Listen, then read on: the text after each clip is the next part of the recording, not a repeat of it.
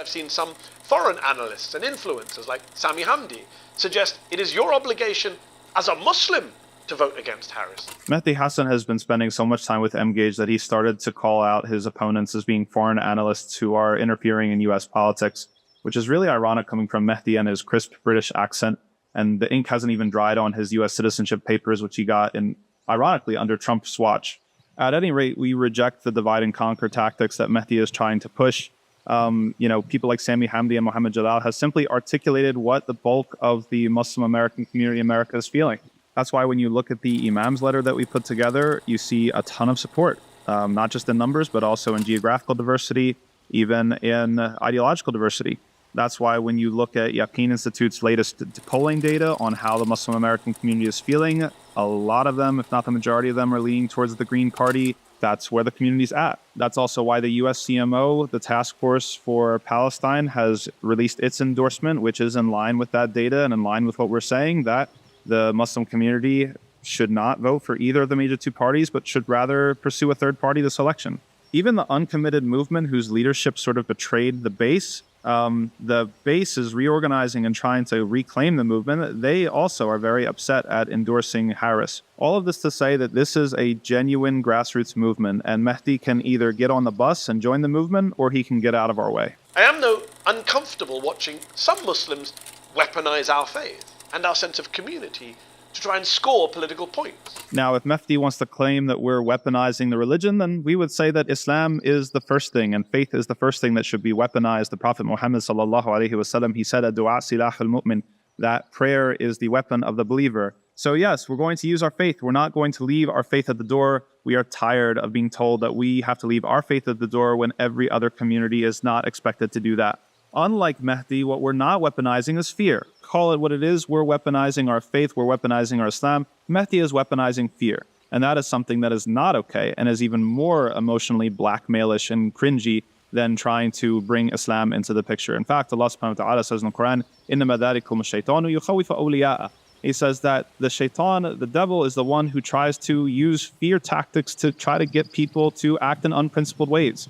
And this is not a personal attack against Mehdi. No one get it twisted. We like Mehdi when he debates. We just don't like Mehdi as a political analyst. In fact, if you go back to other people, many people have seen through Mehdi. Rifat al-Arir, rahimahullah, saw through Mehdi. He said that he was a sellout. You can check the tweets. Norm Finkelstein saw through Mehdi as a political analyst. He called him a sack of you-know-what. You can check it on YouTube. Mehdi Hasan says, who, like me, has defended Corbyn up until now, but like me, struggles to defend his quote-unquote Zionist remarks that have emerged from 2013. This sack of opportunists. And for Mehdi to sort of wave his credentials in the air for the Palestinian issue, to say that he left corporate media, was that one of those "you can't fire me, I quit" things? Because I'm not really quite sure about the timeline on that. Recall that it wasn't enough for Mehdi to call upon the Muslim community to abandon Biden. The genocide wasn't enough for him. Mehdi only moved to call people to replace Biden with another Democratic candidate after his performance at the debate. So what has this taught us about Mehdi's credentials on the Palestinian issue? That the slaughter of Palestinians wasn't enough to call for replacing that candidate, but doing bad at a debate was. Go back even further to 2000, when a clear majority of Muslim Americans decided to punish the Democrats and vote en masse for George W. Bush. Did that make the Democrats become pro-Muslim? No. Did that stop George Bush from invading Iraq and killing 500,000 Muslim Iraqis? No. But really, the latest comments by Mehdi demonstrate that he has no shame. Trying to use the deaths of Iraqis to sort of shame people that are calling for a more principled stance, when he himself used to make apologetics for the Hashd back in the day. I'm not sure if people remember that. Trying to release the video yesterday, which was the same day that we saw Palestinians in hospitals hooked up to IVs, burnt alive. It's a new low.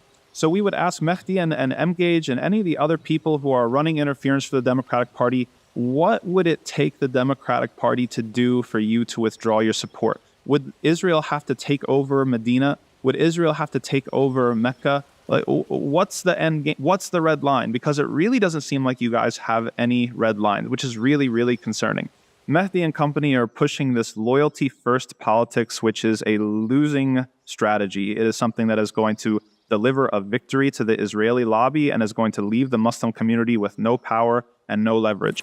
The Israeli lobby has never been more desperate. They've been pumping money into this election, especially with the Democrats and Kamala Harris, basically telling her, you can turn your back on the Muslims, they won't cost you the election, listen to us, do whatever we say, no red lines, and you won't pay for it, we promise. And so if we're able to deliver a loss to Harris, then that will be a tremendous loss to AIPAC. For the first time, we will have proved them wrong, and every politician will start to reconsider whether it's worth the ROI, whether it's worth the return on investment to actually be in the pocket of the Israeli lobby and support Israel no matter what.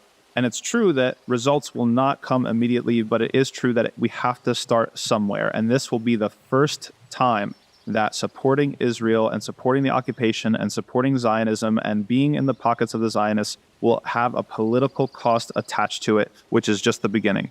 Power responds to power, not loyalty, which is why if you make someone lose, you cause them to question the steps that they took to get to the results that they ended up having to experience. And it's funny that Mehdi brings up the Ross Perot example back in the 90s, because Ross Perot is actually a perfect demonstration of this principle. He ran on basically a single issue, which was balancing the budget, and he took away so many votes that he forced the major parties to adopt his position in the following election. That's exactly what we're talking about doing here. Loyalty-first politics do not work. In fact, loyalty-first politics have delivered us into the genocide that we are currently experiencing today. And even if, at the end of this, even if the political analysis is completely off and is wrong, then at least it is a principled decision that you can meet your creator, Allah subhanahu wa ta'ala, on the day of judgment and say to him, I did not support a politician that was responsible for the genocide of Palestinians. So I'm calling upon all the Muslims to hold tight and to not give in to fear. We watch our brothers and sisters in Gaza. They have not given in to fear. The Muslim brothers and sisters in America don't give in to fear as well.